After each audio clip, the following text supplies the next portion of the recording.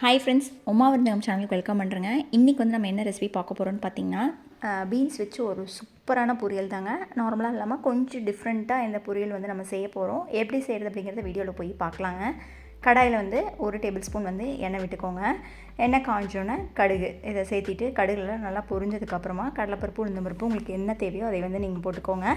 செவந்ததுக்கப்புறமா வெங்காயம், சின்ன வெங்காயம் கட் பண்ணி வச்சுருக்கீங்க, அது கூட கருவேப்பிலை போட்டு வதக்கி விட்டுறலாம். வெங்காயம் இந்தளவுக்கு கலர் சேஞ்ச் ஆச்சுன்னா போதுங்க.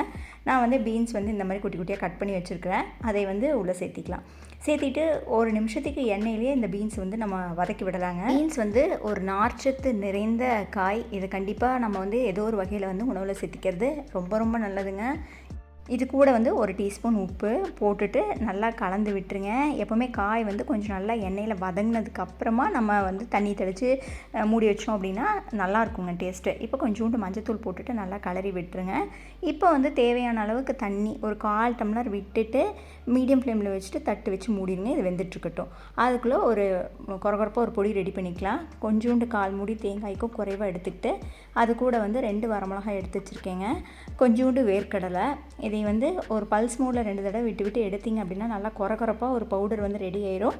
இதை வந்து ஃபைனலாக தான் நம்ம வந்து சேர்த்த போகிறோங்க. காய் வந்து நல்லா வெந்து வந்ததுக்கப்புறமா சேர்த்தலாம். இப்போ இன்னுமே கொஞ்சம் நேரம் நமக்கு வேகணுங்க. இந்த ஸ்டேஜில் 1 டீஸ்பூன் குழம்புக்கு போடுறோம் மிளகாத்தூள். அதை போட்டுட்டு நல்லா கலந்து விட்டுட்டு தண்ணி பத்தலின்னு தெளித்து விட்டுட்டு மூடி வச்சுருங்க. நல்லா வேகட்டுங்க. இப்போது காய் வந்து சூப்பராக நமக்கு வெந்து வந்துருச்சு. இந்த ஸ்டேஜில் நம்ம பொடிச்சு வச்சுருக்கிற அந்த பொடி, தேங்காய், வரமிளகாய், நிலக்கடலை அதை போட்டுட்டு ஒரே கிளறிட்டு நம்ம வந்து ஸ்விட்ச் ஆஃப் பண்ணிடலாங்க. தேங்காய் போட்டு ரொம்ப நேரம் வதக்க வேண்டாம். அவ்வளோதாங்க.